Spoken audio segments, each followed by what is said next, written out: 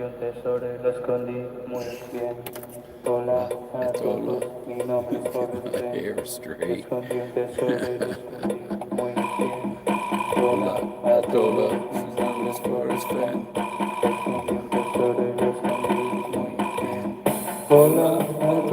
mi nombre es Forrest. Escondí un tesoro y lo escondí muy bien. Hola a todos, mi nombre es Forrest. Escondí un tesoro y lo escondí muy bien. Hola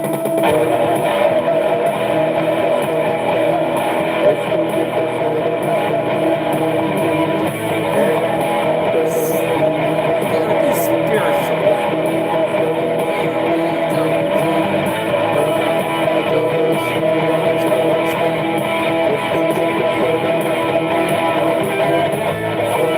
mi nombre es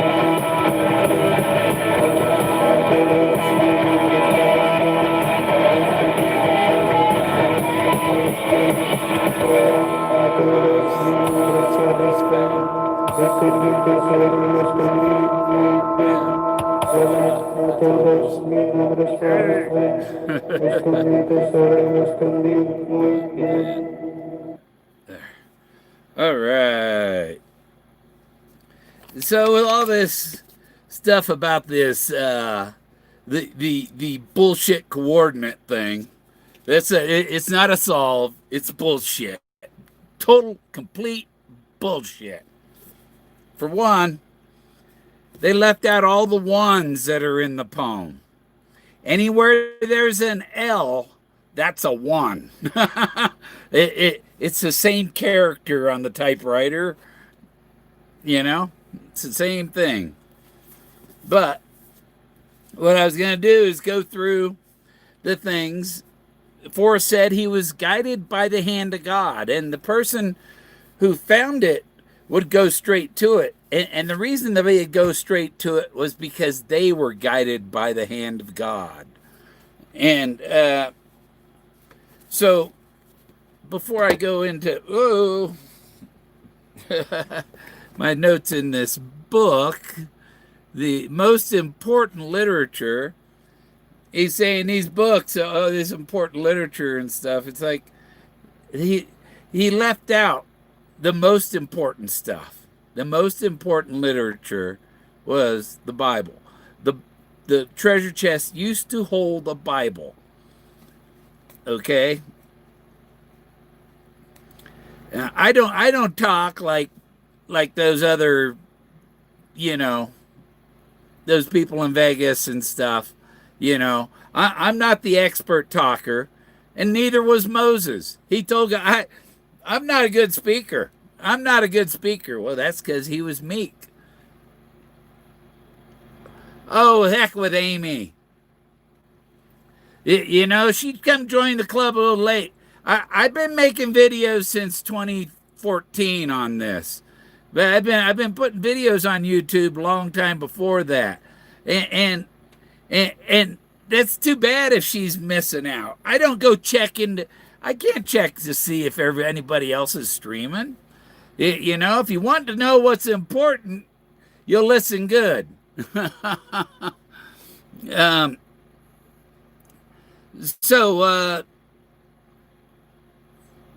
Yeah, well, I'll go into what I got. I got notes in this book here. It's some important literature. You people all forgot about the important literature. Being spiritual and not religious doesn't mean that they have no. It means they don't belong to a church. Basically, that's all. It doesn't mean they're ignorant of religion and stuff. Forrest wasn't ignorant of religion. I guarantee you that.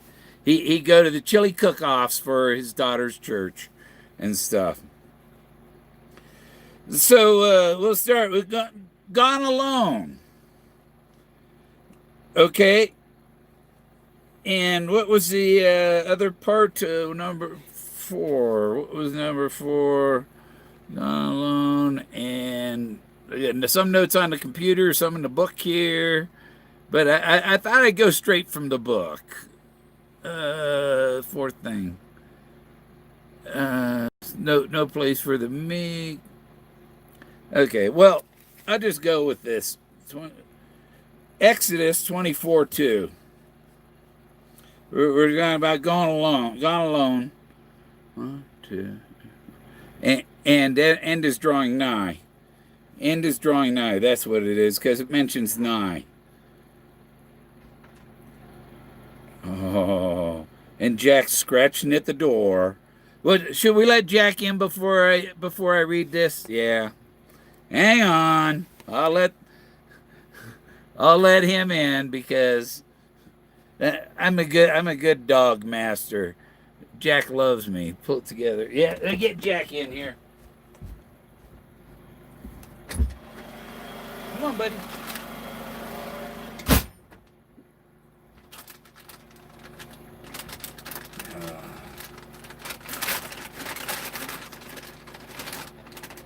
He got new treats. And I'm going to make him come over here and make a showing. Come here, Jack. Come here. Come here. Come here, bud. Hey, Jack. Want this? Come on. Look at his monster treat, man. Come on. There. Get it, dum-dum. He doesn't want to. He's camera shy today. Okay. 24:2. Yep. And Moses shall come near the Lord, but they shall not come nigh. But they shall not come nigh. Only Moses, he has to go alone. Moses alone can come near. Leave your friend in the car. Leave your friend in the car. Don't come near. Right? And there you go with the shy thing again. Hey, Moni. So, yeah. And Moses shall come near the Lord, but they shall not come nigh. Nigh and near, I mean, it's the same thing. Neither shall the people go up with him. So they couldn't go up the mountain with him. He shouldn't bring them. He goes alone. So there you have the going alone and the nigh. The end is ever drawing nigh. So you're getting near. But it says, don't come near. And nothing, God tells Moses, don't touch the blaze. It'll burn you badly or whatever, So the burning bush was the blaze, right? Because Leo Salazar said that's where Moses received the 10 Commandments. Okay, so my note number 1, that covers that. Exodus 24:2. And then we go to the not far, but too far to walk. We'll go to Numbers 14:34. 14:34. After the number of days in which ye searched the land, every 40 days and every day of the year shall ye bear your iniquities. Even 40 years ye shall know my breath of the promise. Am I reading the right one? 34. Too far to walk. Okay.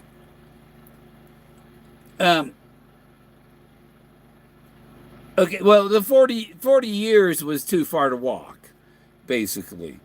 He walked alone in the desert for 40 years. And that was too far to walk, 40 years. From when he got shot down in Laos, and he had the he said, I could have walked out 100 miles to the ocean, but he chose not to because he didn't want to endanger the helicopter crew. And then 40 years later, he puts out The Thrill of the Chase. He never expected to be walking 40 years after being shot down in Laos. You're a dead man if you're shot down in enemy territory, Vietnam, Laos. You know, they're going to look what, they torture people and all that, They destroyed John McCain, turned him into an idiot. Okay, number 3. Meek is Numbers 12:3. Now the man Moses was very meek above all the men which were upon the face of the earth. Moses is the meekest man on earth. And where my blaze is it puts together the meek, no place for the meek, okay, where his plane when he ejected and took pictures of his plane crashing halfway up a 1,000-foot bluff. That's where I found Moses. And if you know what a bluff is, it's a cliff, it's straight up, and he's halfway up there. That is no place for the meekest man on earth, okay? That is meek. That's no place for the meek. Because Moses was the meekest man on earth. And then the Lord was suddenly unto Moses and unto Aaron and unto Miriam, come out ye thee unto the tabernacle on, and unto Miriam, come out ye there unto, come out of the congregation. And they three came out. So, but they're talking about Moses being meek and stuff. And God said, get out of that church. Come here. I got something to show you. Right? So, yeah, okay, now I'm going to go to, we're back to the fourth clue, 24:2. The end is ever drawing nigh, and that's where, don't come nigh, or don't bring your friends with you. Leave them in the car. Okay, now 4 or 5. 5 is no paddle up your creek. There'll be no paddle up your creek. Exodus 2:3. That's over here. 2:3. And when she could no longer hide him, she took for him an ark of burnishes and dabbered it in with slime and with pitch, and put the child therein, and she laid it in the flags by the river bank. And the sister stood afar off to wit what would be done to him. And the daughter of Pharaoh came down to wash herself at the river, and her madness walked along by the riverside. And when she saw the ark along the flags, she sent her maid to fetch it. And that's when they put Moses in a basket and put him in the river without a paddle. Without a paddle. Now there's a drawing in the book, Forrest, me in the middle, and it's him and his sister and brother on a log, and he's sitting in the middle. But you notice he has something in his hand. It's not a paddle, it's an oar.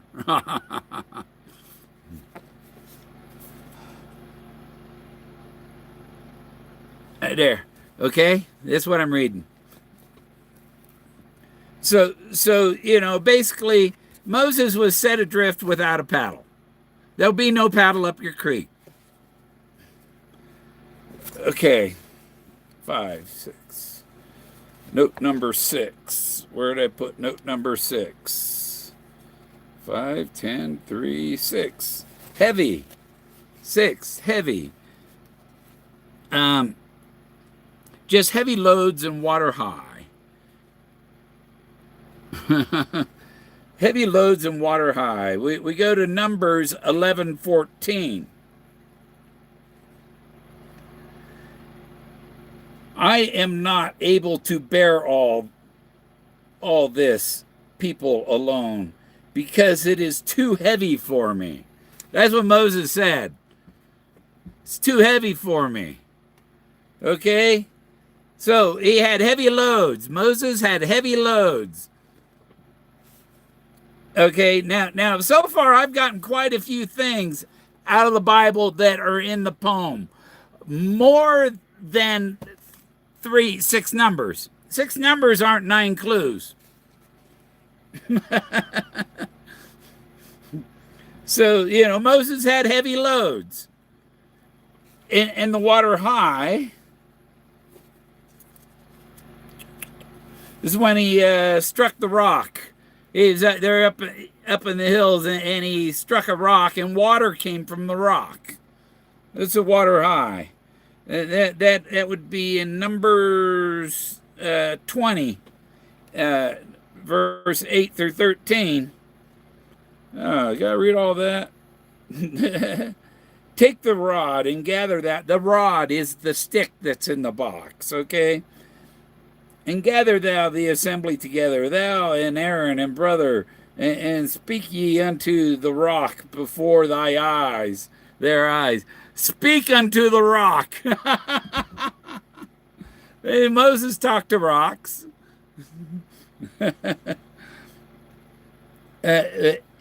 And it shall not give forth his water, and thou shalt bring forth to them water out of the rock, so that thou shalt give the congregation and their beasts drink.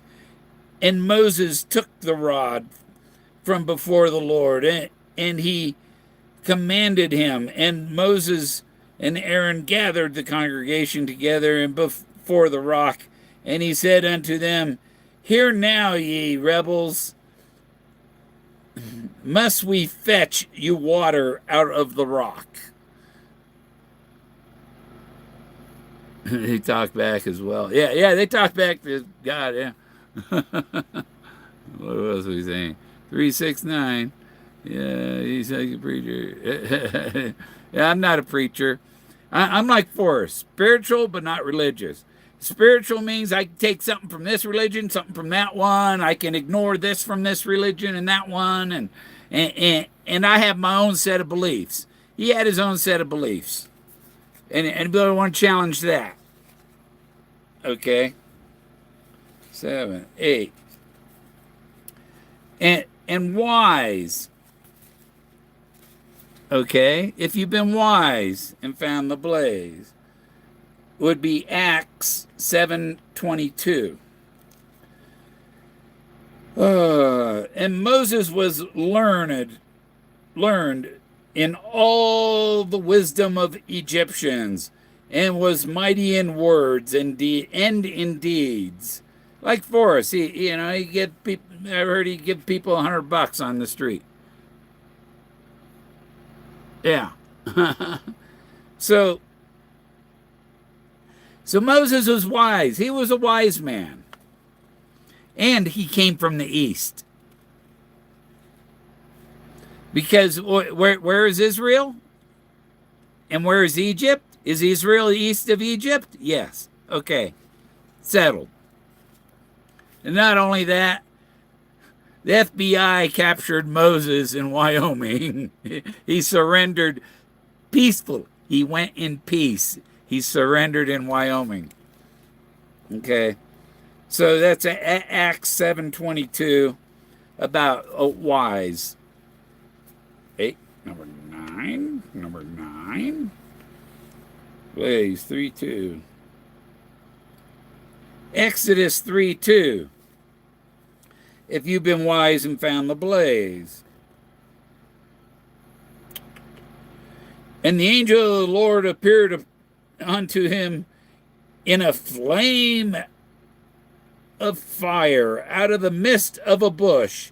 And he looked, and behold, the bush burned with fire, and the bush was not consumed. And Moses said, I will now turn aside and see the great sight, why the bush is not burnt. Okay, in this bush, the bush, Moses, the burning bush, had branches that were similar to the branches of a willow tree, which is what they would say is a stick in the box, in the finder's treasure picture box.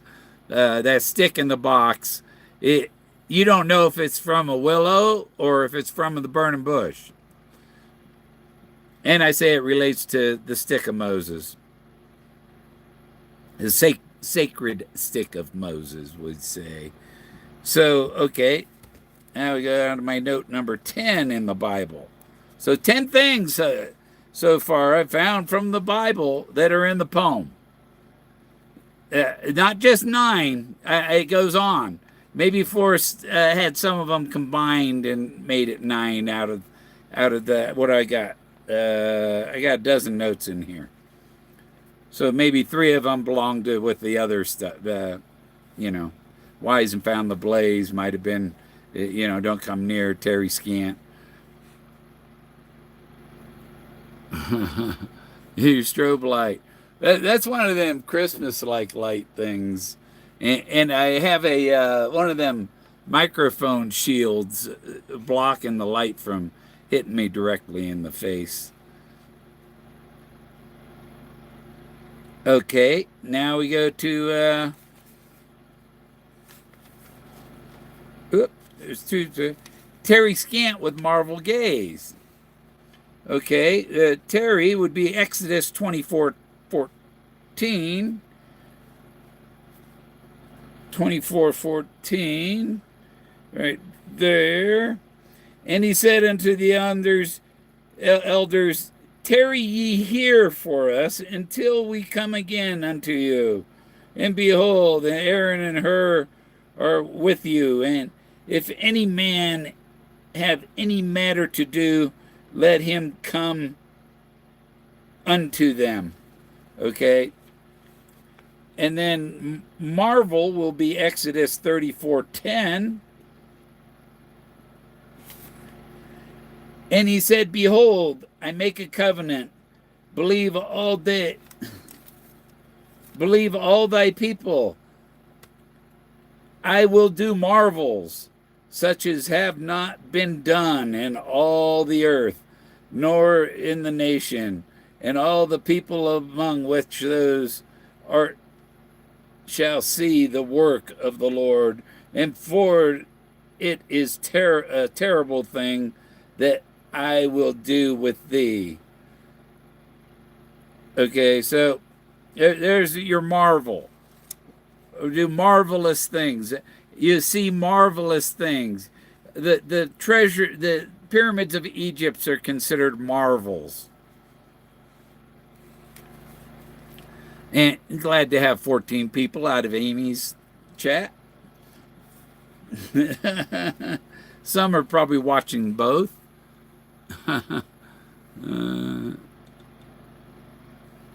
Yeah, she loves Toby. I don't know what they like about Toby, Disgusting guy who paid prostitutes in Taiwan to teach him how to eat poontang. Mr. Poontang lesson man. If you want lessons on eating poontang, watch Toby. Okay, and then Scant and Treasure will be Micah, M-I-C-A-H. That's a small part of the Bible, very small thing, and I think it's in the New Testament. And we go to Micah 6:10. 6:10. And there ye yet the treasures of wickedness in the house of the wicked, and the scant measure that is abdominable,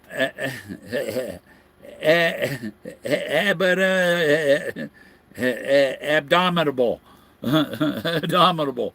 Okay, abominable snowman, like abominable. It. So is he the wicked man with all his treasures, who did wicked things in Laos and Vietnam, and he's putting up his indulgence for his passage into heaven. Where do people? What's indulgence come from? My God, people are so stupid if they think there's nothing to do with the Bible in his treasure hunt. You got to be an idiot to not think there's something with the Bible in his hunt. Where do you go when you're dying? Either St. Peter or Anubis. St. Peter, you got to weigh your heart out with St. Peter. You know, if you're too evil, you won't get past St. Peter or Anubis. But Anubis weighs your heart against the weight of a feather and stuff. So there we go. Scant was 6:10. Wickedness in the house of the wicked, and the scant measure that is abominable. But scant means just a little bit, just a slight bit that way. And 12, I got my note 12 in here. This is the last note I have that I have stuck in the Bible here. Would be Exodus 4:18.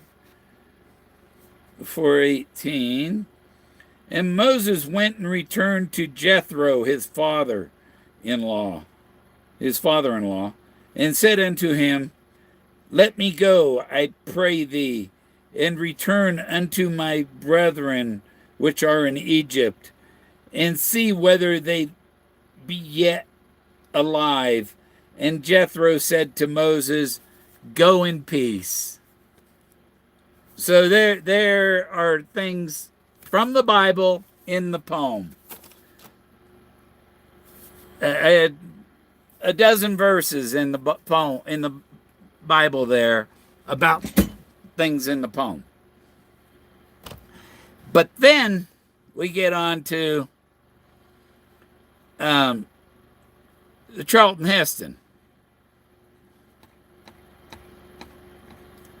And now these are only things that tell you what the target of what the blaze. It tells you, the whole poem tells you what the blaze is. It also tells you how to get there. By following it from where warm waters halt and stuff. Oh, I hope I didn't touch my neck and get any capsation on my fingers before I did that. Boy, I got some stuff mixed in here. And where is my quote from Charlton?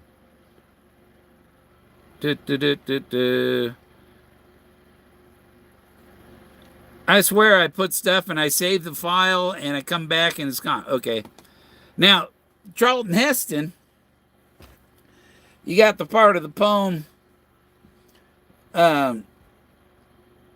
So hear me all and listen good. Your effort will be worth the cold. Okay. And where that comes from is Charlton Heston, who played Moses in the Ten Commandments movie. Millennial could not have found it because millennial never watched the Ten Commandments.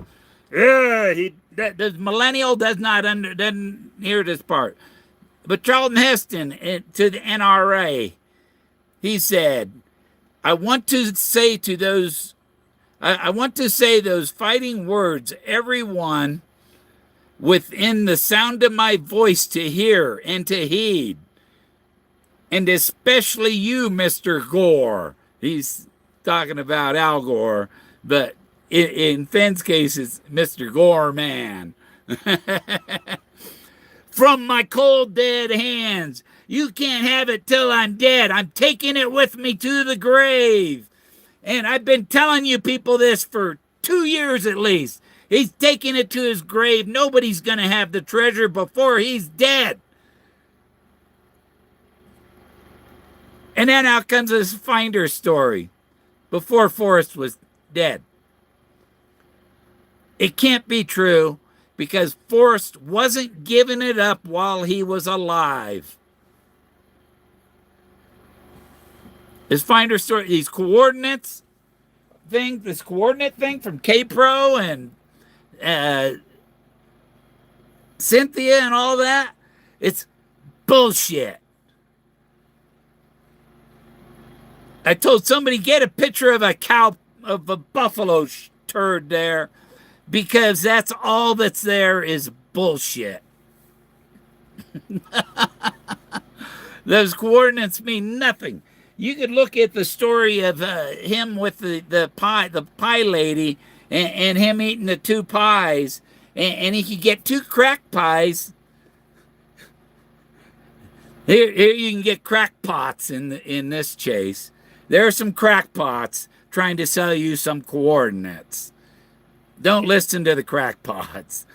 But, okay, you had 2 pies. Each pie is equal to 3.145, blah, blah, blah, blah, blah, blah, you know? So you have numbers here, too. Why don't we extract some coordinates out of the pies?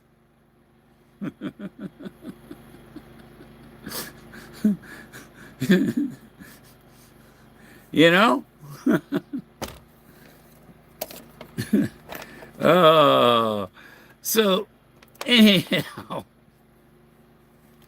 Oh yeah, so let me read this about the Charlton Heston comments again, and I'm going to inject what the hear me all, listen good, okay.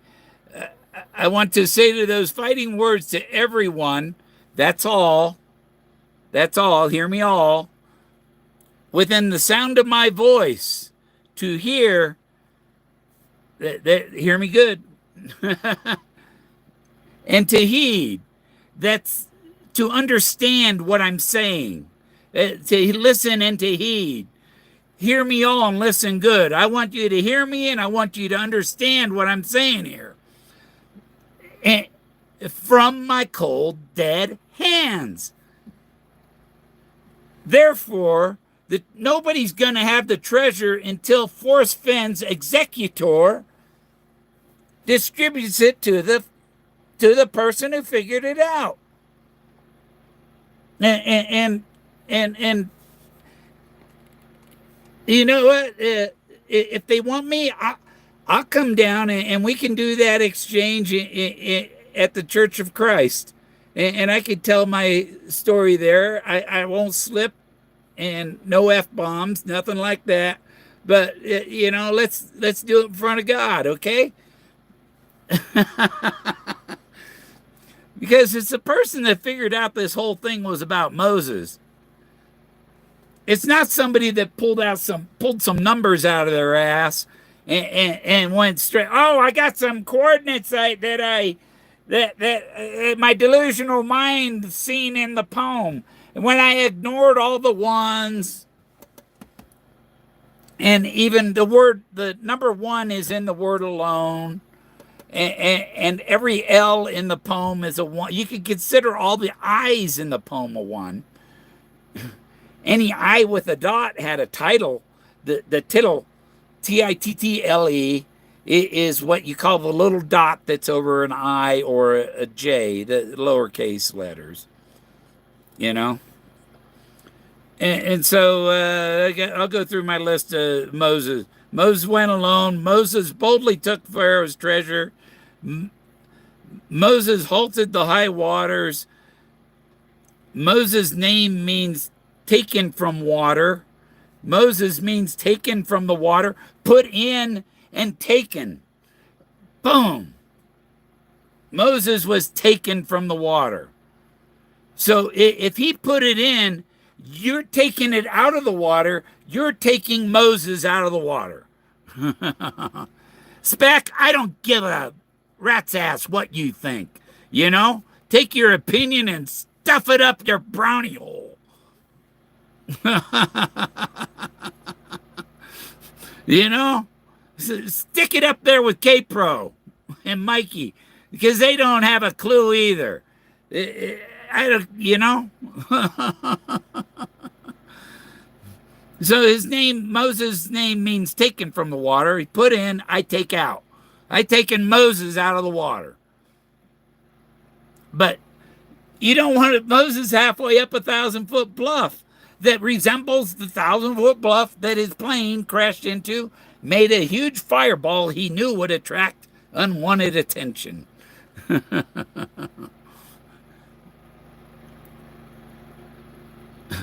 Yeah, without a paddle. He was put in a basket in the water without a paddle. He was put in, and Pharaoh's daughter took him out. He came from the water, so they named him Moses, because that means taken from the water. Yeah, and I got a stick too. If you watch my Finding the Buffalo Cowboy car, my stick is over my shoulder with a camera on the end of it, looking down the stick, following me to the Buffalo Cowboy car. The Buffalo Cowboy car is part of the double blaze, because it's Moses and the Buffalo Cowboy car are the two blazes that win you title. Okay. And Moses took the tablets down to his people. There's another heavy load. 2 big rock tablets. You know, they wrote things in stone back then, not on paper. These trees that Forrest said that it wouldn't be feasible to remove the blaze, yet K-Pro and Mike have a blaze that's on a tree. Excuse me, Forrest was a lumberjack. He knows exactly how to remove trees. Okay, there goes your blaze, K-Pro Mike.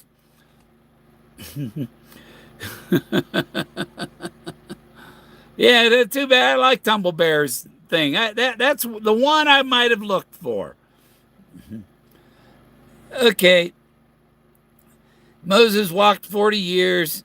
That's too far. Forrest did not expect to be walking 40 years after he ejected over Laos. Brown Moses is a Frank Zappa song about Brown Moses. That's an Africanized Moses. Okay, let's just say that.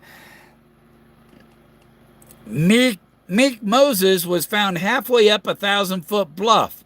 That's no place for the meek, halfway up a bluff. Moses had a staff. Moses also had a rod. And when they talk about Moses holding his rod, and his rod was hard because he broke rock with it.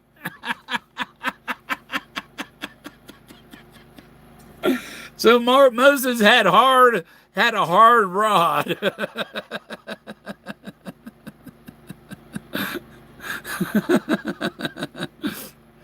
Yeah, Moses set adrift without a paddle. Moses carried heavy loads. Moses was wise and found the burning bush. Jethro told Moses, "Go in peace." Moses, a.k.a. I want fighting words. Listen, all hear me good. All within the sound of my voice, to hear and to heed, and especially you, Mr. Gorman, from my cold dead hands. Moses was carved in wood by the late Leo Salazar. Leo Salazar showed Forrest where Moses was halfway up that bluff and told Forrest that's where Moses received the 10 Commandments. And Forrest said he said it as if he spoke like some kind of omnipotent religious guru. And Jenny Kyle Page, the words of, Forrest Fenn's words, Forrest said success is an omnipotent guru, and anybody else. Show me another man besides Leo Salazar that Forrest Fenn ever called an omnipotent guru or omnipotent religious guru. There's no other. So if you're successful, if you know what Leo knows, that is the successful guru, the one who knows where Moses is halfway up that karst, that 1,000-foot bluff. And if you look up what a karst is a cliff that has porous rock that water comes from, which Moses struck the rock and the water come out from. The water, all his people and the animals got water from the rock that he busted with his stick or his rod. Okay. And now the umbilical part. The movie of Gods and Kings, Exodus, I think it is. The title, I think I got it right here somewhere. But I ain't going to dig it up. Moses, his mother comes to him when he's an adult and gives him his umbilical cord. And he takes it and wraps it around his thumb. And he keeps it around his thumb the rest of his life. He carries his umbilical cord with him. And if you want, I can go back here. I got a box back here from after my parents died. And my sister got the stuff for a while, but I just got it from my sister. And my umbilical cord is in there. My mother saved that stuff. She saved our foreskins too, but my dad's girlfriend, oh, that's gross, throw those out. It's like, that's not yours to throw out, woman. That was mine. It wasn't yours. It ticks me off. So some people, they don't have any respect for the property of others. So yeah, he kept his around his thumb, but Forrest blocked out Philadelphia with his thumb, and that ties to Benjamin Franklin's thumb portrait. He's got his thumb under his chin, and he's holding one of Alexander's deeds in his hands. Alexander was somewhat a philosopher, Alexander the Great, and the poem a Beautiful Life was made after that. From Alexander's deeds, and it's to do a good deed every day to help people who are in need and so on. And that's what Forrest, he's trying to pay back, pass on his treasure to somebody. And so the sacred bush, a 6-foot-high shrub with willow-like branches belonging to the species Rubus sanctus. Okay, so but it has its branches are similar, look the same as a willow branch. And the other thing, God told Moses to take your shoes off or take your sandals off. You're on holy ground. Buffalo cowboy car, barefoot. Skippy leaves him out on the road, barefoot. Moses was barefoot. And I'd rather be barefoot than brainless. Okay. In Hebrews 11:26, Moses knew that the treasures of Egypt were not as wonderful as what he would receive from suffering for the Messiah, and he looked forward to his reward.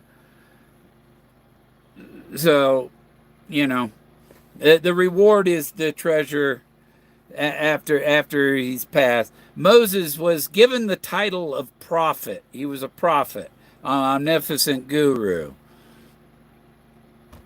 I was reading that, and I had another thought that I didn't get to.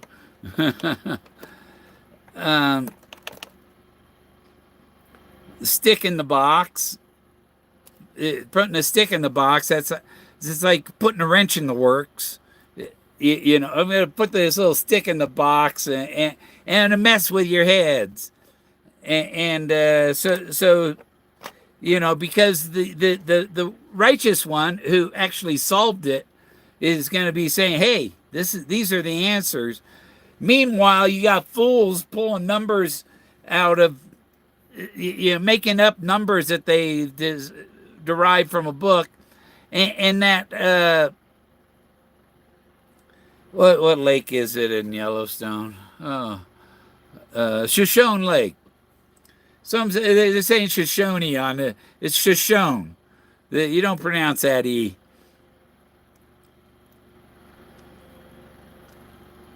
Yeah. Yeah. Street. You need to read the Bible a little bit. Research what I'm telling you. The poem was about Moses. You mean, but basically saying that people will attack or rubbish another person when a person is in a difficult position at the time. An example is that just like him to put the boot in when I'm down. That's to put a stick in the box, to give you to hold you down and not let you. Shown her sheep eaters, yeah, and Moses was a sheep herder.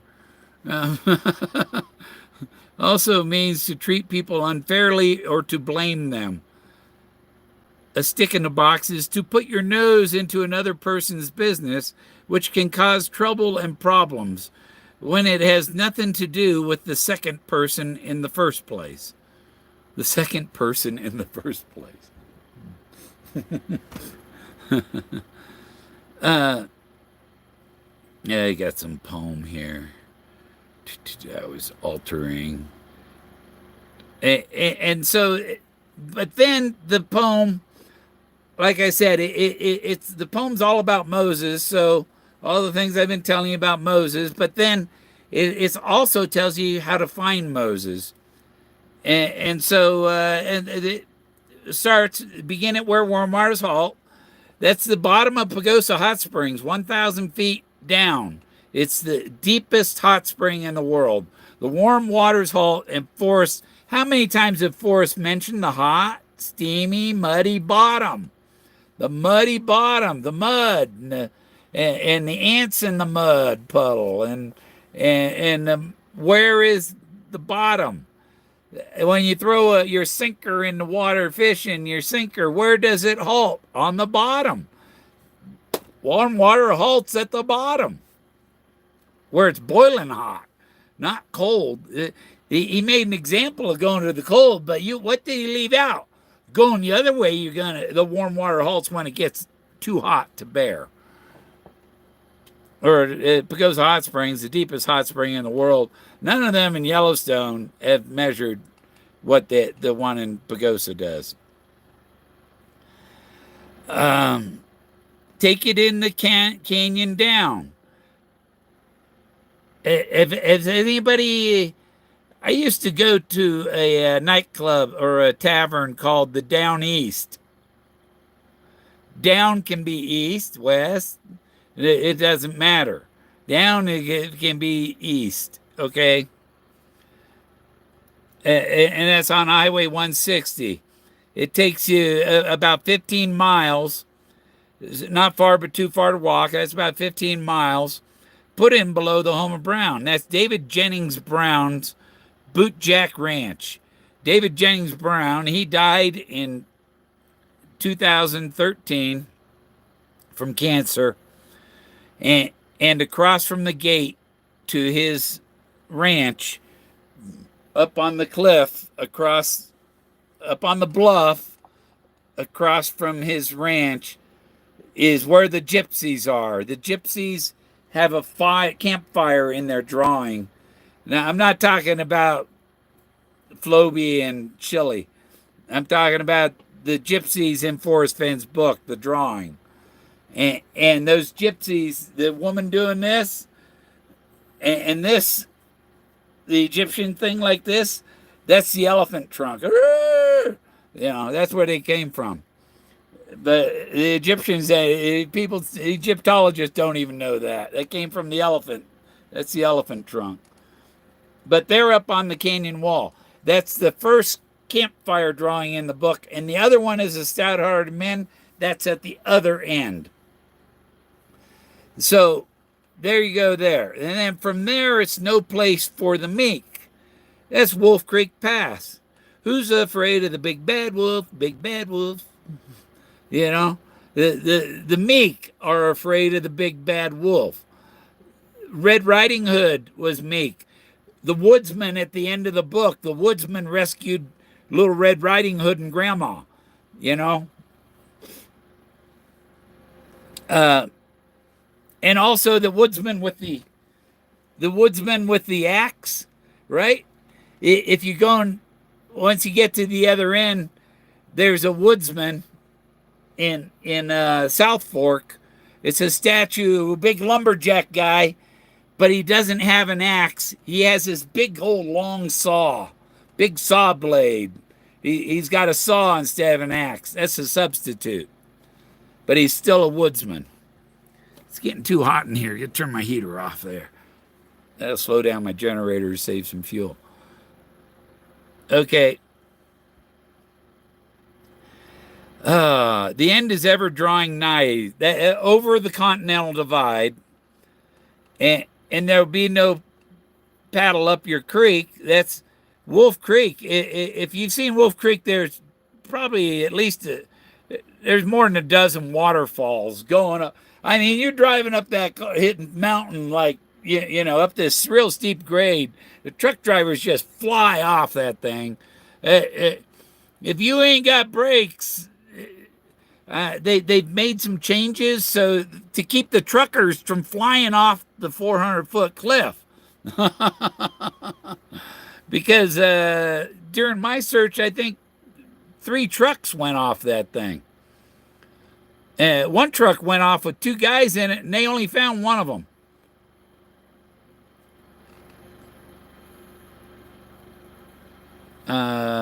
Yep. Wood. Okay.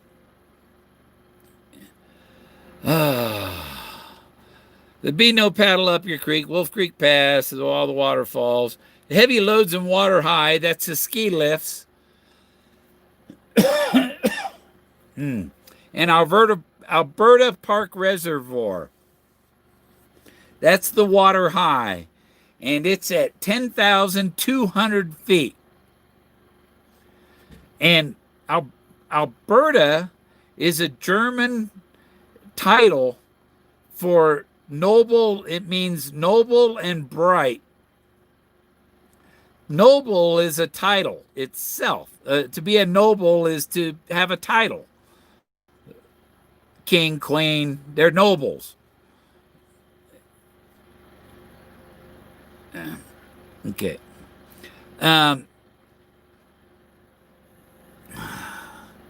Where am I at? Okay, and when I got to Alberta, I went to investigate Rainbow Hot Springs because I was looking. If it leads to the end of his rainbow, I was looking for the beginning of his rainbow.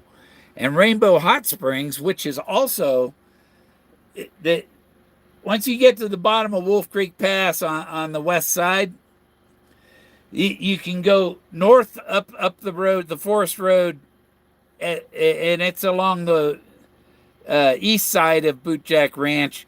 And where that ends, you can take a 4.5-mile hike to get to Rainbow Hot Springs. But 4.5 miles, you imagine 4.5 miles in, 4.5 miles out, you about have to camp overnight.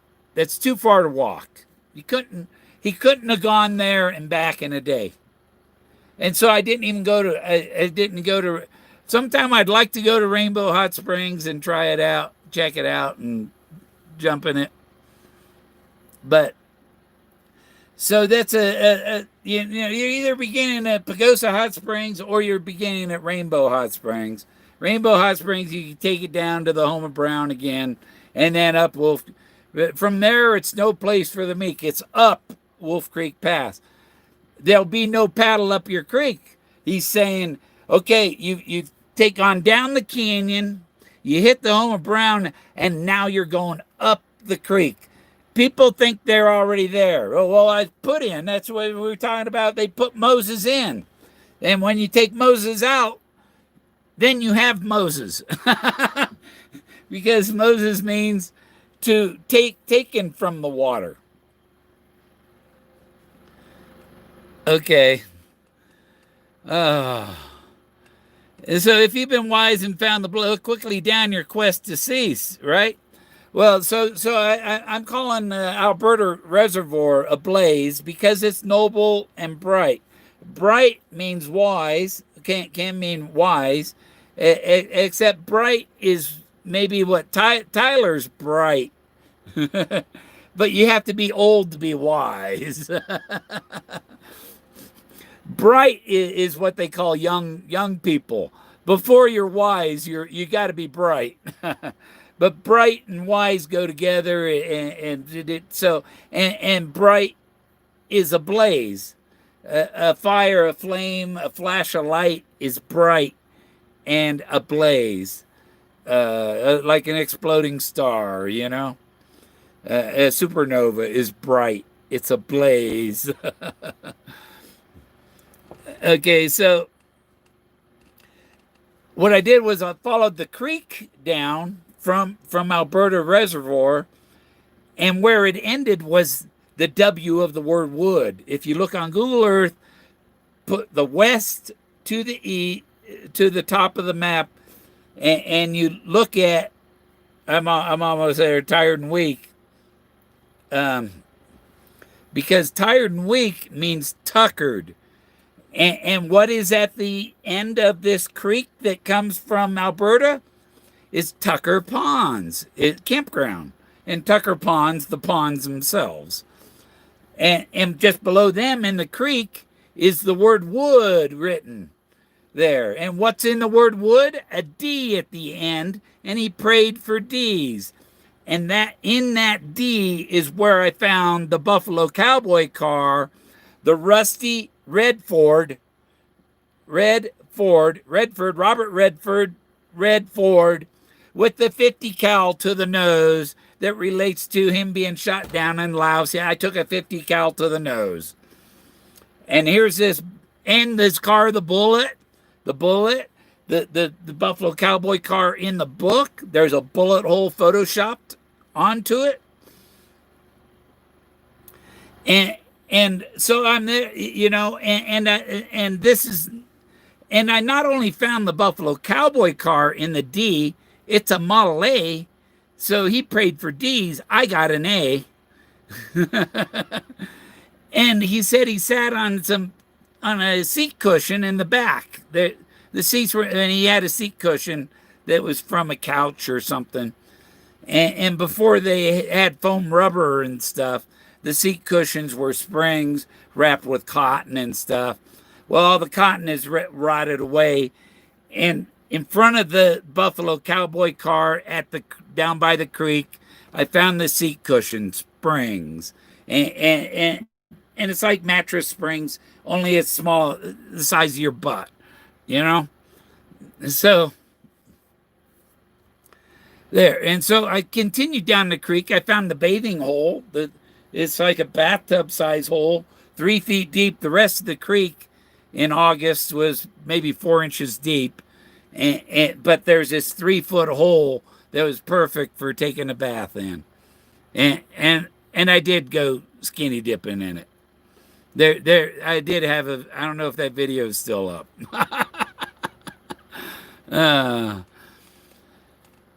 So I followed the creek from to its end. I looked down, and I looked around for ancient rocks. Or I was taking pictures, and I hiked over from where I was camped. I went over to the other side of the creek. And when I looked back, below my camp was this sculpture it was a guy that with the elbow coming down and everything, a triangle face. Miss Ford had a face like a can opener. That's a triangle face. And Fenn's face was carved in onto the cheek of that other face.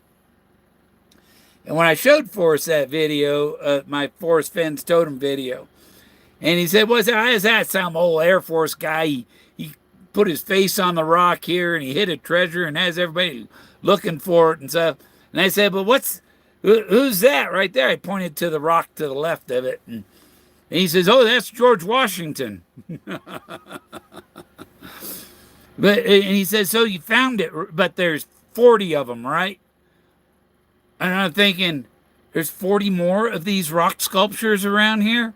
And so I started taking pictures of all the rocks. And that's how I ended up finding Moses. Because I found both. And then I thought, well, if this rock sculpture is his Spanish toy factory, because that's what he's carving rocks under his desk, he's carving rocks into marbles.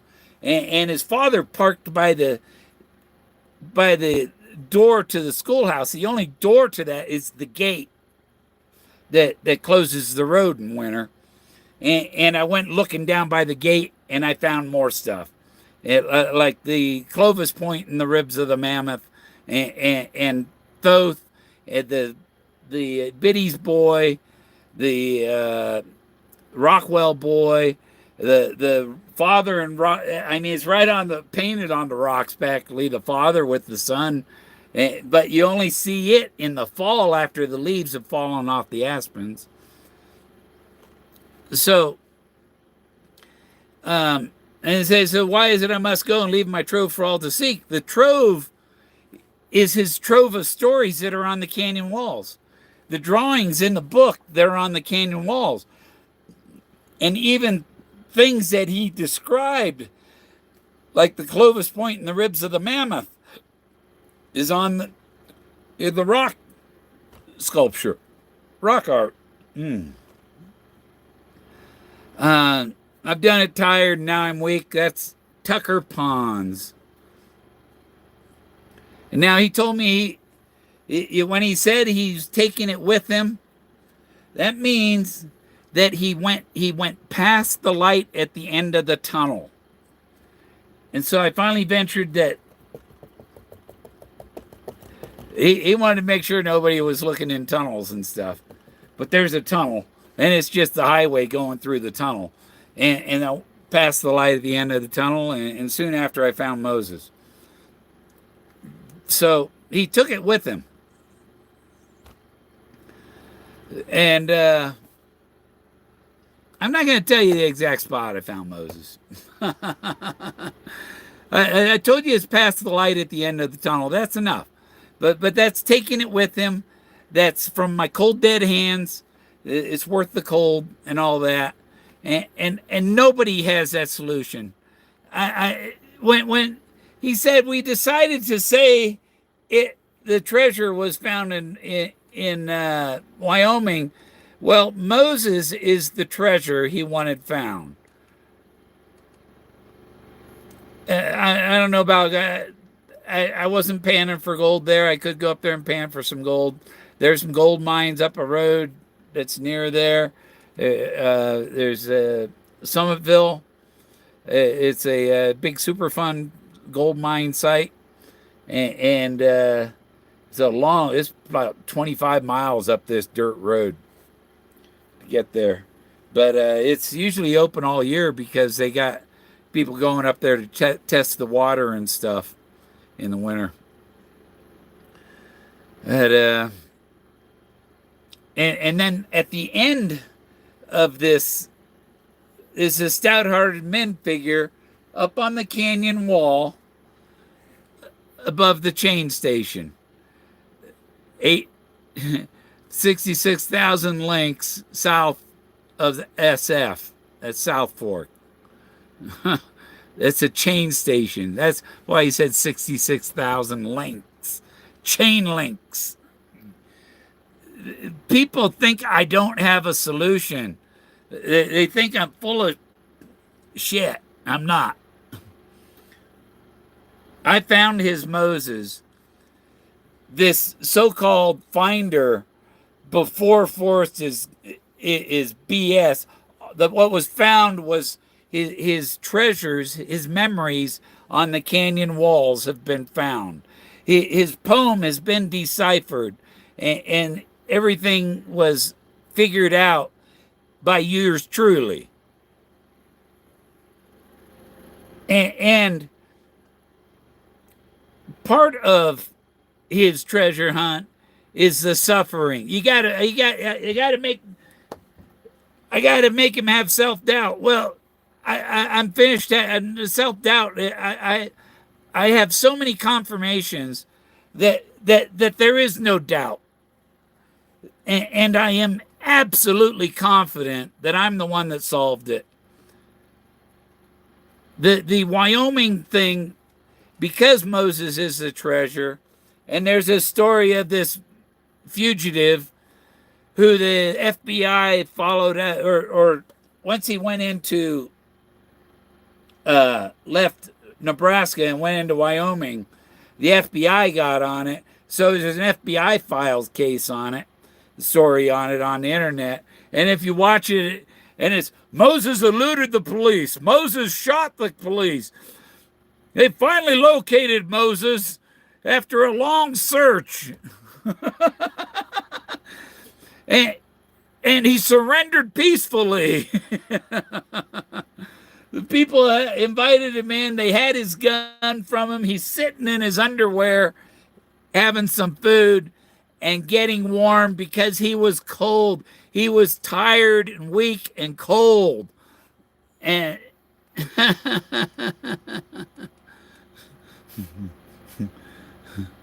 so this is just another hint. The found in Wyoming is another hint. And also, if you look up who the first, before there was really a Yellowstone Park, the military took over management of Yellowstone. And the first military superintendent of Yellowstone was Moses Harris. And there's another Moses clue right out of Yellowstone. The Yellowstone National Park has several pages about Moses Harris. And it has nothing to do whatsoever with these stupid numbers that K-Pro and Mike got from someone else who didn't follow any of the poem, none of the clues in the poem, none of the clues in it. Ignore everything else. Just look at our coordinates that we have. None of the rest of it is there. Shoshone Lake is 2.8 miles from the nearest road. From the nearest place you can park is over that far. I just measured from, I don't know if there's parking at 2 point. The road north of Shoshone is the closest road to it. If you come from the south side of it, it's even further. And Forrest can't hike trails like Cynthia does and stuff, you know? So it's all a bunch of horse hockey. I have the only real solution. And it has to do with Moses. And I'll probably find some more Moses clues. But now let's see if mainstream science comes out and agrees with all the facts that happen in major religions and majority of people, the craft and pickles and the other thing, Forrest was looking. He was looking for another Indiana Jones type like him, somebody who could see what he's seen. And if he's seen Moses up there halfway up that 1,000-foot bluff, I seen it too, and Leo Salazar seen it and showed it to him while he carved the perfect likeness into wood of that one up there. And then when Forrest passes, I told someone, I suspect that he was found on the steps of his den. And they said, yeah, that's what I heard. He was found on the steps of his den. And that's because that's where Moses is standing on the precipice of the step. The treasure isn't on the precipice. Moses is on the precipice, but don't come nigh. Don't come near. Leave your friends in the car. Don't touch. Do not touch. God told Moses, do not touch. And what's he got in the book? Do not touch in red letters. Where do you find red letters in a book? Where do you find red letters in a book? Where do you find red letters in a book? The Bible was in the box before the treasure. Think inside the box. I rest my case.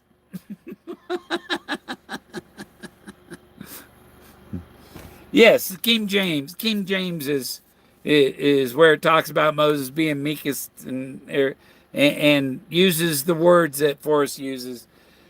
If somebody could ask, that's not an unreasonable request of Zoe. Can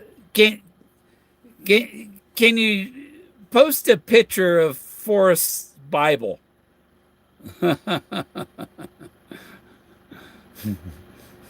It's a picture. Which version of the Bible did Forrest have? And don't tell me he didn't have one. He most certainly did. This is a lousy copy. It's a cheap copy because it has that made in coronavirus land. Printed in China. Check out. I need to get a real copy printed in America or Israel. But wise men come from the east. Yeah, you know, these are just clues that he's adding clues to the he's adding clues to his answers of man from the east.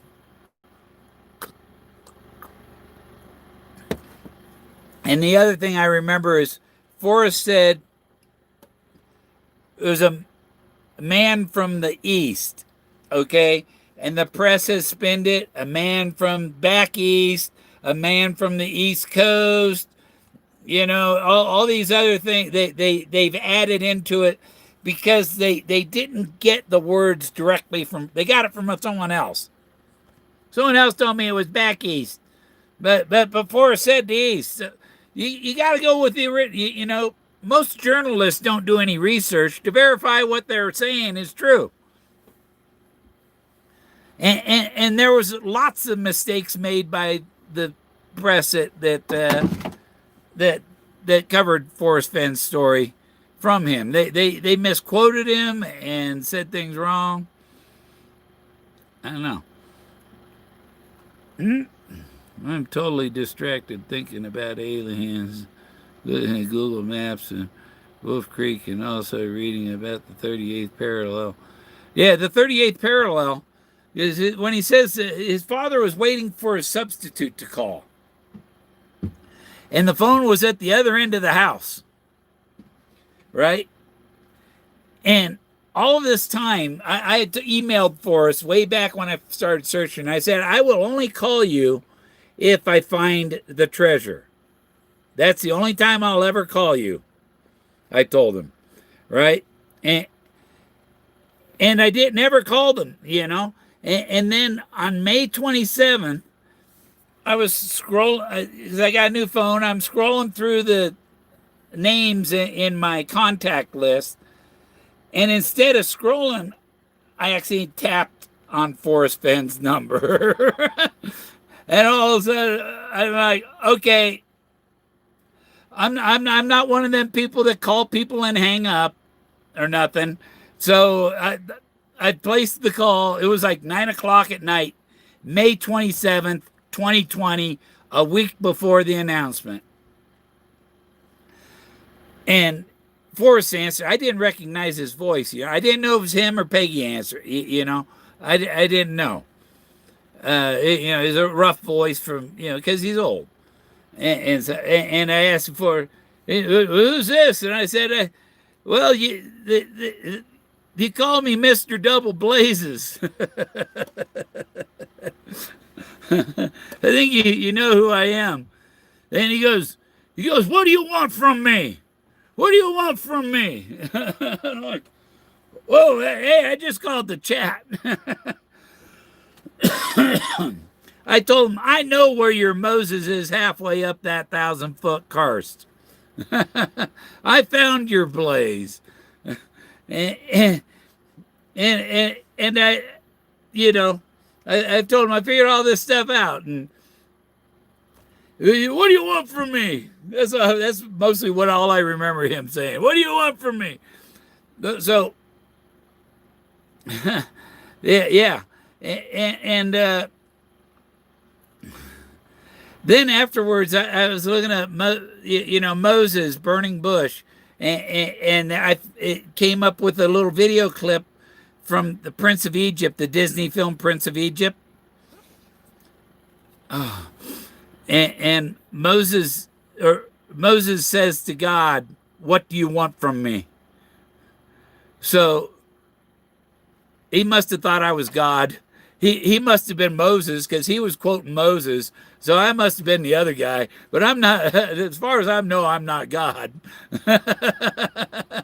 Maybe I was, but he said he was led there by the hand of God, and the person would go straight to it. And that's because they were led by the hand of God. You hear Mr. Weiner? Are you Mr. Weiner, Jack? Yeah, oh, Mr. Weiner. See, I got some tail. This is my tail.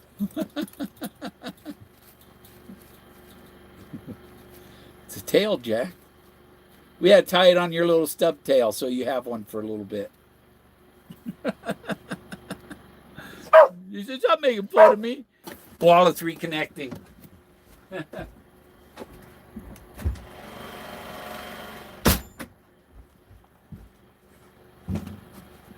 That's fast. I can let them out faster than getting them in. End up in the freezer too. Yeah. And so my solution said that it was going to be after he passed. And so he made the announcement, and then he passed. It's like, you planned this. He planned this. He wrote the whole thing out, and he planned it all. The architects make plans. They make building plans, and they have schedules in their plans. And so now he's passed and Peggy's passed. He said this the white Indian figure that he had on his fireplace, in front of the fireplace, that his granddaughter would get that, but she wouldn't, that she couldn't have it until both him and Peggy had passed. And it was so close that you about have to agree it was planned. And because he knew that they would go approximately the same time, and that's what's happened. And now now Zoe's the one administering what he has in his will. His will is, he says, there will be no paddle. There will be no paddle up your creek, and so the word will is hidden in there. As I've gone alone in there, and what's hidden in there? His will. Okay, as above is the first. The first stanza starts with as. The last two start with so. As above, so below, or so below, whichever you. I like the so because he likes to add that extra word. As above, so below, and so he's talking about heaven and earth, and the canopy of stars is about Moses, Moses lay back under a brilliant canopy of stars, recalling the lessons that he was taught by the Egyptians about Nut. Nut is Hathor, and Hathor is the golden cow whose milk created the Milky Way galaxy. The canopy of stars over their head was from the cow, Bessie the cow. That's why she's important. And he has a Thoth figure. He has an Isis figure. I think he has a Horus figure. And he talked about Osiris and how all his body parts were dismembered, and they found all of his parts except for his penis. Well, that's one of the, I found the mammoth with the Clovis bone in his ribs, and I found Osiris holding his penis. No, I haven't smoked anything for 2 days. I took a couple Tylenol before I started because I was having a headache and stuff, and it's probably time to get my blood tested again. It's getting close to it because the headaches, my blood cancer, my body makes immature blood cells and stuff that don't carry oxygen well, and yeah, Osiris was an android. Well, he had an android phallus. But yeah, it's about time to get my blood tested again. I got to look up when I had that last blood test. But they test it, and if I have too much blood, see my body doesn't. It'll start making. It'll make too much, and they're immature, small, deformed, mutant. That's what it's mutated, and I had a 4% mutated blood cells, which is a high number. You shouldn't have any.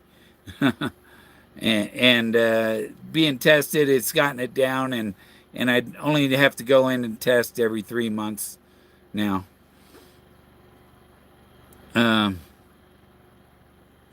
Android phallus. Yeah, I don't have to worry about that. So yeah, entitled to the gold. A title would be the prophet, or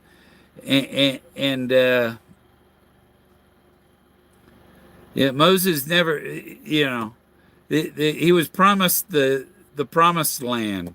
That's why they call it the promised land, but he never made it there. So, and this valley is the promised land. And because of what I've found up there, these are, and the fact that there's Anubis and Thoth, and these Egyptian gods are up here, but these Egyptian gods are known as Atlanteans, who, after Atlantis was destroyed, went and constructed the pyramids of Egypt. And Plato says Atlantis had a large rectangular valley surrounded by high mountains covered with crystals, and they had lots of elephants. That's why I found mammoth figures, and the San Luis Valley is the valley that Plato speaks of. So that's why this is a major discovery, and the treasure is going to expose that this is the land that Plato spoke of, and is part of Atlantis. People try to create this continent that sank in the ocean. Or where did this continent come from then? This one never existed before, and that one disappeared. Oh, well, maybe they're the same one, you dumb buggers. Okay. Ooh, that's when I can make that. I can make that into a claw, huh? But that's a piece of mammoth from this Maybe it's not in this part.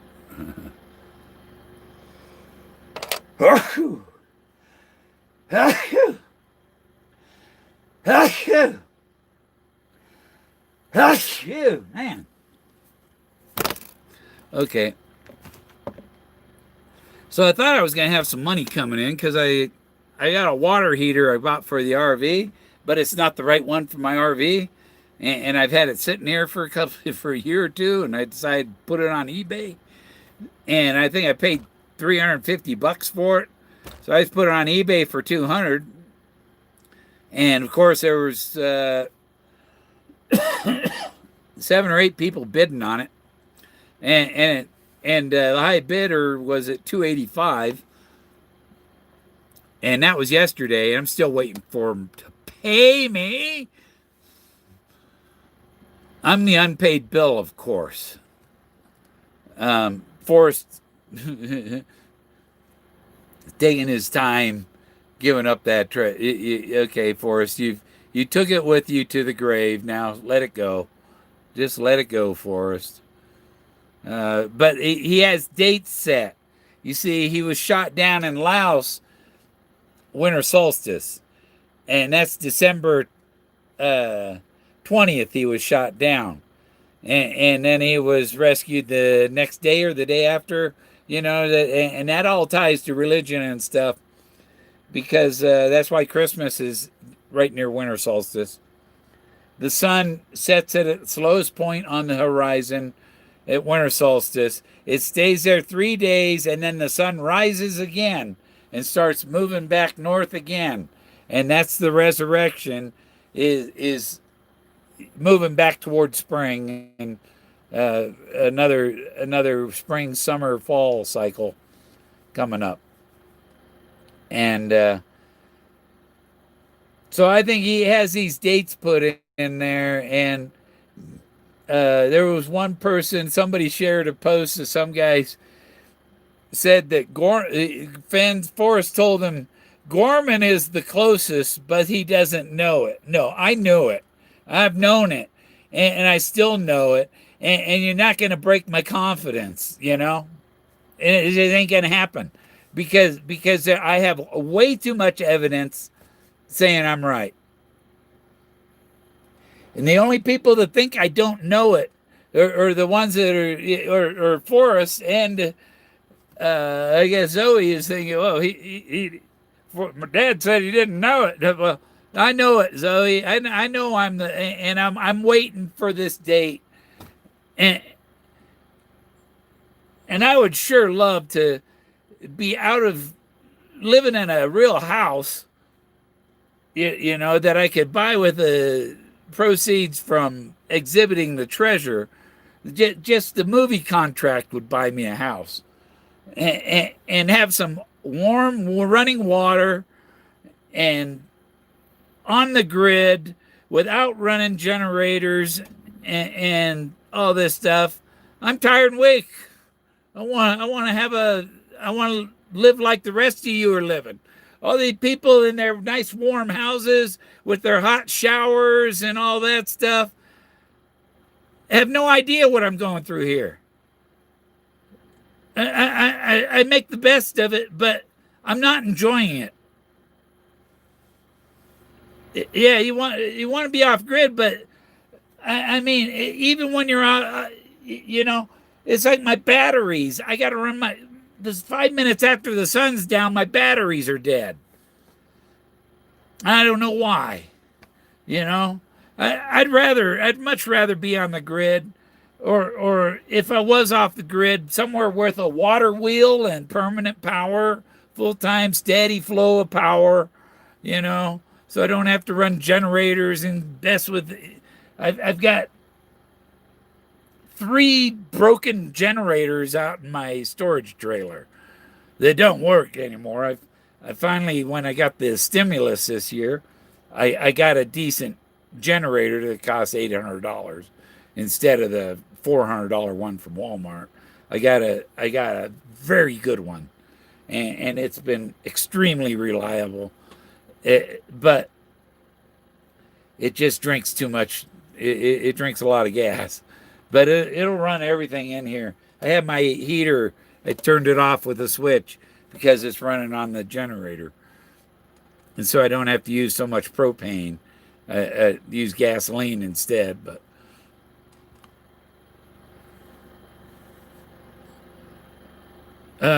no, it's like $100,000 to have power brought here. 100,000, half a mile.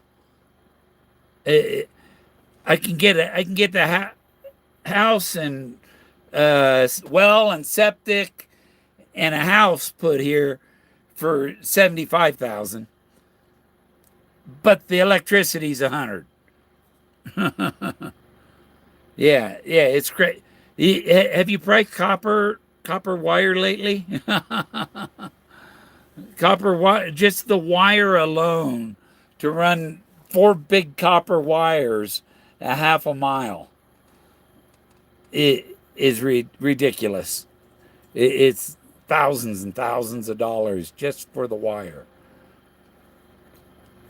And copper's just getting more and more expensive. Well, why didn't you try your electric chair out?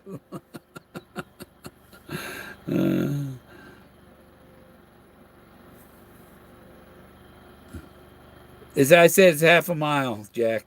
It's half a mile, and you can't run Cat 5, you know. And the further the wire goes, the bigger the wire has to be. The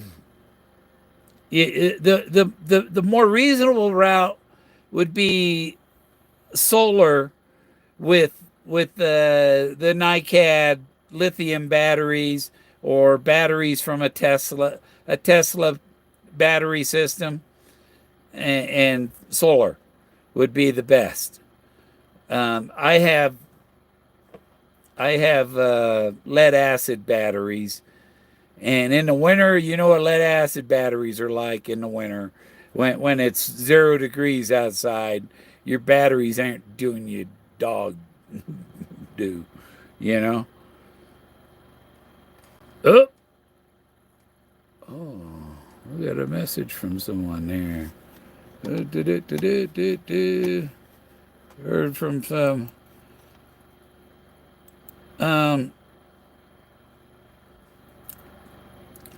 Is there anybody up in the Yellowstone area? Because I know somebody wanting to rendezvous with Fenn searchers up there. That's going to be there the next couple days.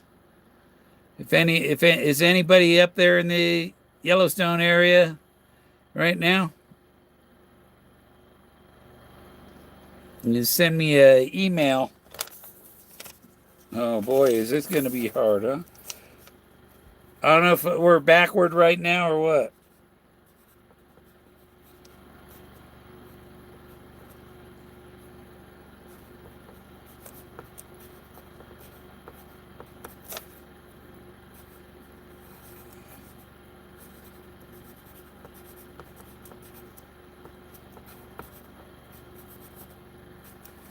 But yeah, send me an email. That's a B.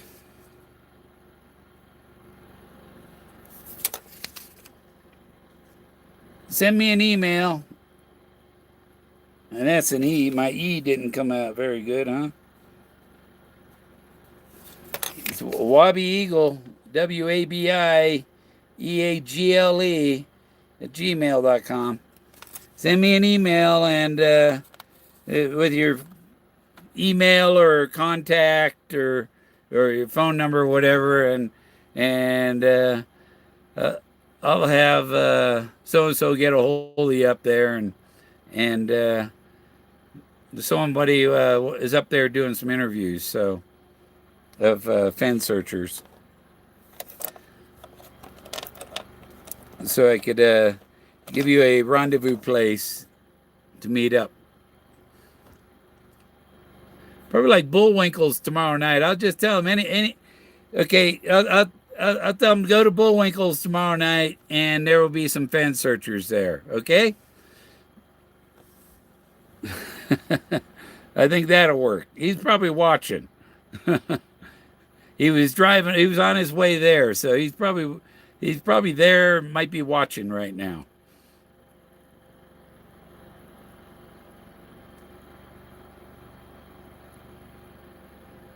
Yeah. Well, it's not necessarily to do with those Wyoming coordinates are baloney. He's up there to get a picture of a cow pie. It, some bullshit. That's all you got to find there is some buffalo crap at those coordinates. And K-Pro's done. I was ostracized for finding the Thoth figure. I don't have it. What pictures I got here printed?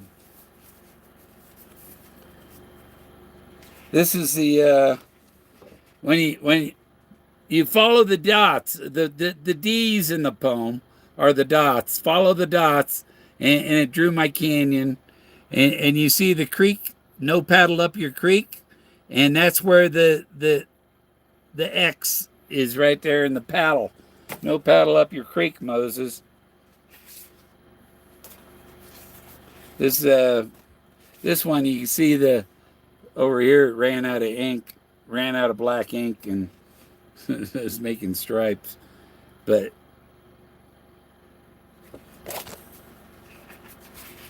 this one printed the wrong. I had the printer set the wrong size. But you see that face there, orange face. Yeah, he's pretty cool. This one here, I call her the Clovis Queen.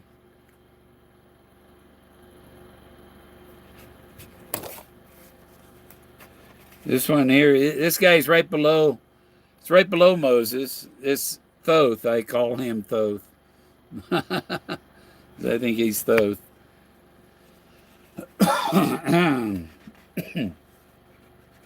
There's a blood moon eclipse.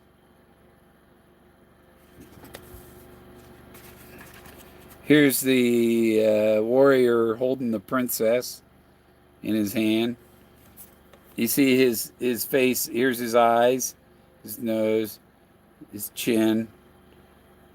This guy's face, and he's got his hand here, and his princess is sitting in his.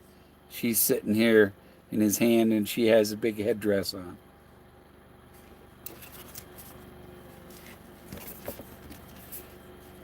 This here's an Indian chief, and I'm going to let you go soon. Because Jack wants back in, out, in, out. This is the chief ancient rock. You can see it's like the face here, profiled face with a big Indian headdress. That's a Forrest Fenn. That's a Fenn is muddy bog, and there he is up to his nose in it. And I'm pretty sure, I think, Forrest said you want to make a second trip. I think the second trip might be to put his ashes there. This one makes no difference who they think you are. When you wish upon a star, it makes no difference who they think you are. And see here, he's doing the hand of God sign. Is the hand of God. George Washington, hand of God. The hand of God.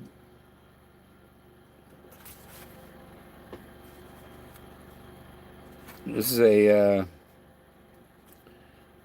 pilot's farewell poem, kind of sword, and I used a picture I had in F-100 and blacked it out to make a silhouette, and put the F-100 there flying in at sunset. Here's how you get an A in the Thrill of the Chase. There's my Buffalo Cowboy car where I found it. And his father sitting on a Model A. Georgia O'Keeffe and her Model A. The little toy car was a Model A. His Buffalo Cowboy car was a Model A with that Photoshop bullet hole. Here's a omnificent guru. I wasn't wise, I was bright. And here's the tortoise and the hare stepping on the ants, but the elephant's already there. Why hurry? The elephant's already there. Funny thing was, I made this and look at the date that I had on it.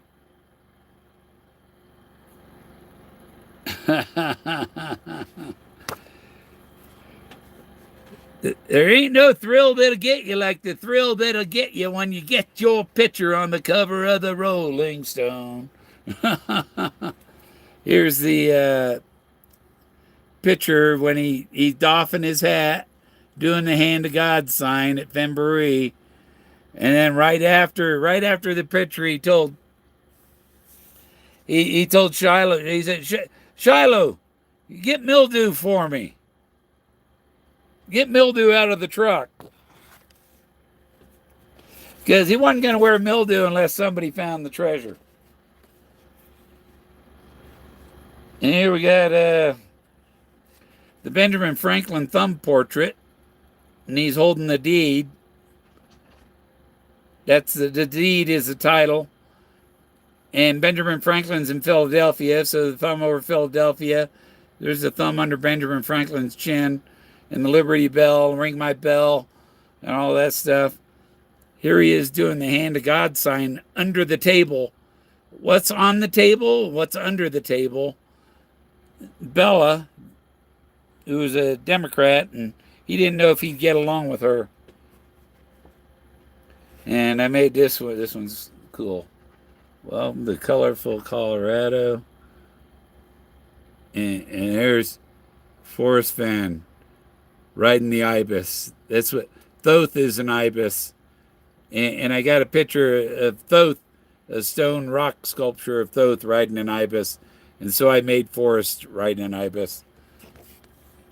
Because Thoth was the architect and Forrest is the architect.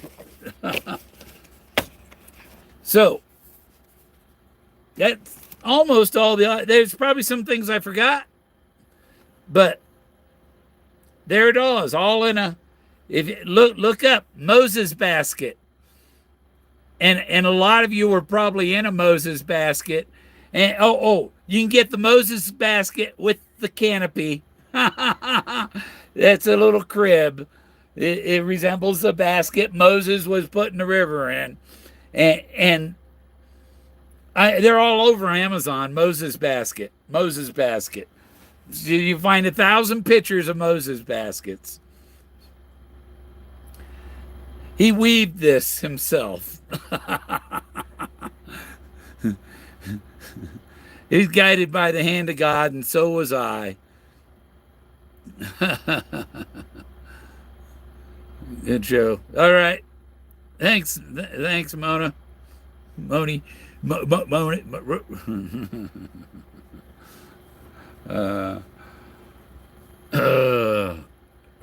forms.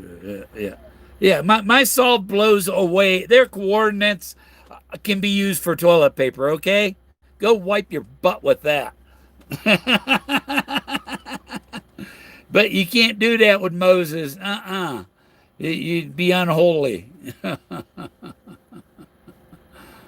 Good night. We'll see you. Jack's wanting in. I'm going to let him in and say good night. And then my headache's gone, so I might smoke my peace pipe. We'll see you. Bye-bye.